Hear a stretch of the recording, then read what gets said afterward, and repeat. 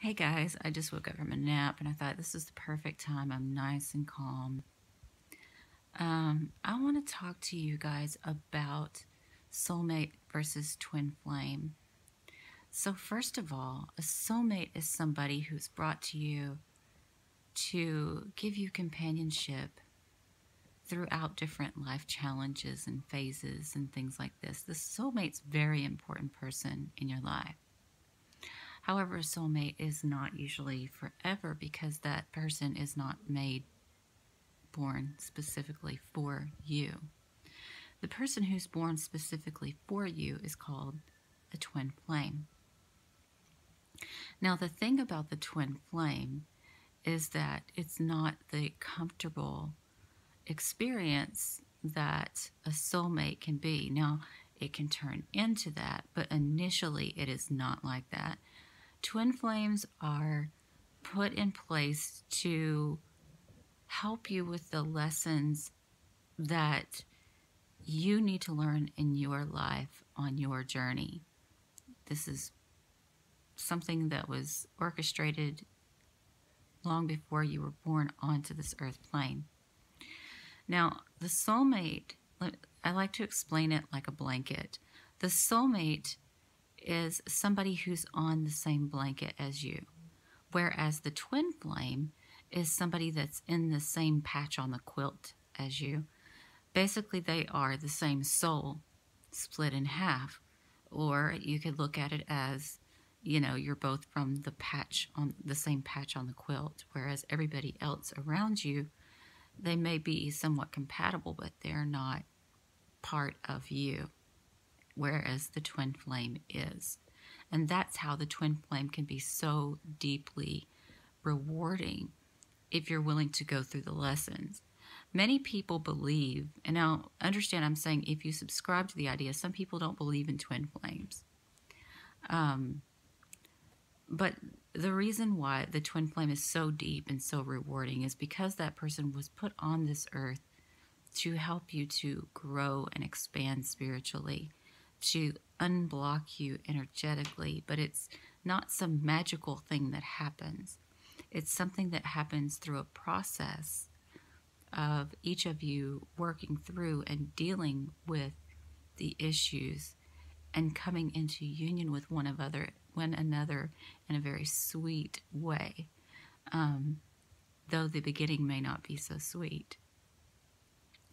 Most twin flames consist of someone who is very spiritual and someone who's very not spiritual. And a lot of times that non-spiritual person, though non-spiritual, prayed for, hoped for, wished for you. And when they got you, they were not ready for the reality of you. Some because they were in marriages, they had addictions, they may be, within a different frame of life than you. Like maybe they're much more financially secure or much less financially secure, things like that. But they're usually very committed to a certain way of life. And so when they get this wish, they don't know what to do with it. And this begins the heartbreak, because that initially is the problem with twin flames, is it starts with heartbreak.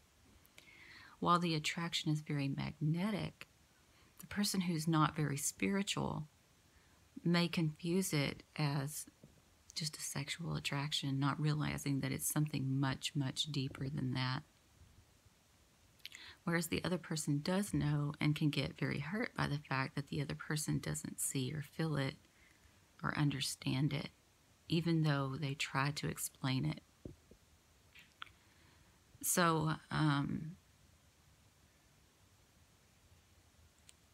there's a pull between the people, very magnetic. They always draw back to each other, right? But there's a problem in all of them that I know about, because I'm going to give you the example of your twin flame is married. Your twin flame is not just going to be like, oh my God, this super magnetic attraction. And even if they are in love with you, their earthly mind has to cope with leaving behind a life that they've built up that took them years to make.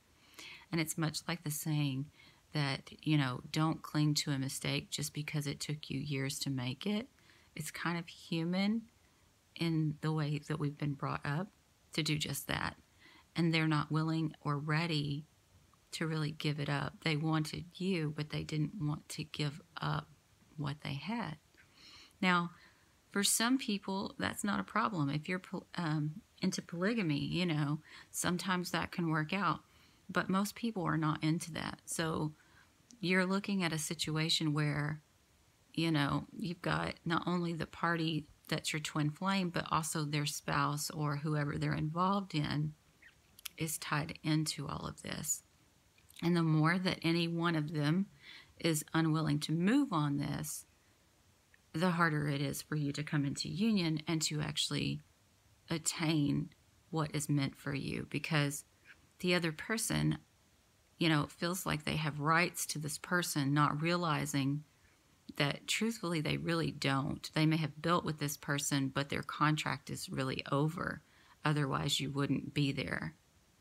So again, earth contract is different than the contract in the etheric of what is meant in the heavens versus what you built here on earth. And when the two merge, it's amazing. It's beautiful.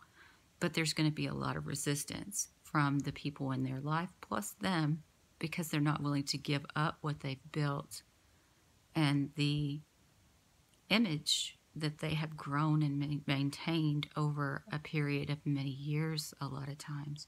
Sometimes it can involve children, and obviously nobody wants to walk away from children. But the thing is, to leave a relationship, you don't have to leave a child. That's a misconception and sometimes an excuse people will use not to leave the comfort zone of where they're at. Even though they're not happy, they're comfortable with it because they're used to it. And as you know, if you never do something that you're uncomfortable with, you never grow, you never expand, you never learn anything new. And so in some cases, your twin flame may get trapped in that mentality of, holding tight onto the things that they've built, even though those things make them unhappy. Though there may be other ways to go about it, they only see, how it's been, and they're afraid. It's a lot like people who deal with narcissists. You don't want to leave the narcissist because you're afraid of financial failure, your name being ruined, whatever. This is all earthly ego stuff. And they're going through the exact same thing. They don't want to, for some of them, they don't want to hurt anyone either. But more so than anything, it's about comfort in a certain way of life, even if it's not what they wanted. And even though you may be everything that they want, their earthly mind won't let them move forward. So what I'm trying to get at is, I don't want anybody to be caught up in the fairy tale of believing that they can't live their lives while their twin flame works this out in their mind and in their soul. Because it could take them years. Now, some people, it may be months. It could be a year. Some people, it could be several years. And some people may refuse to ever learn the lesson. So most twin flames do not wind up together, even though they are meant to be. And they join up, in the next life, and the next life, and the next life. And we always meet our twin flame over and over and over again until we work out our lessons and we can come into union with one another. So don't look at it as a failure. Don't look at it as the other person being selfish or whatever. You know the magnetic attraction that was between you. You know what it feels like to yearn for something. But then when you get it, you're not really sure how to handle it. So don't stay in a state of waiting and misery. But, get out there and do things that you like to do. Really focus on growing yourself spiritually, mentally, physically. Nurture yourself, because in nurturing yourself, you also nurture your twin flame, whether they're present or whether they're not. And I've seen this actually happen. So, yeah, so don't wait. Move forward. Go on with your life. Pay very, very, very strong attention to your spiritual life. And keep in mind that whether you're with your twin flame or you're not with your twin flame, you are meant to be, but that doesn't mean that you will get to be. Hopefully you will, but it doesn't always happen that way. It's really sad that it doesn't happen that way sometimes, but it's the reality. We all have things that we've built up on this earth that we don't want to let go, whether it's pride, ego, fear, a sense of responsibility, whatever. But that's what happens. So while you're focusing on yourself and growing stronger, you may meet someone else, that kind of helps you through the rejection.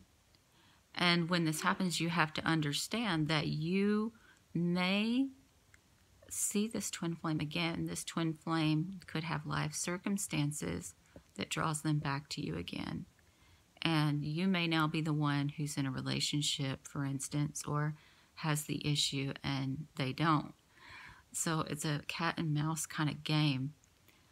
Though it's a very serious, loving bond for these two people, it's very hard because there's going to be a lot of what I call competition around, which is the people that don't want to let go, whether it's the twin flame or the twin flame's people or both.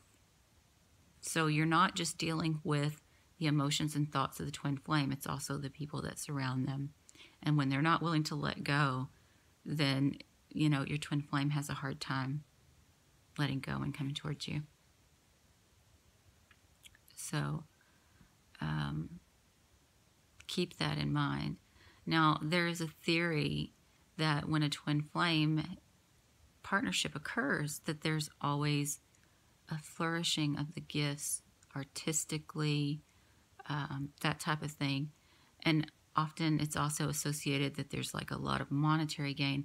And I attribute this to the unblocking by learning the hard lessons, being able to face the things that you weren't able to face with other people because the bond wasn't as deep as this one. So working through these things instead of turning away from them or ignoring them, actually expressing and accepting spirituality is what causes, in my mind, I believe, the unblocking of energetically of each party and the creative unblocking that leads to financial success, creative success, but more importantly, the deepest love that you will ever know. But that's the earthly perspective, guys. I hope you have a good day. Bye.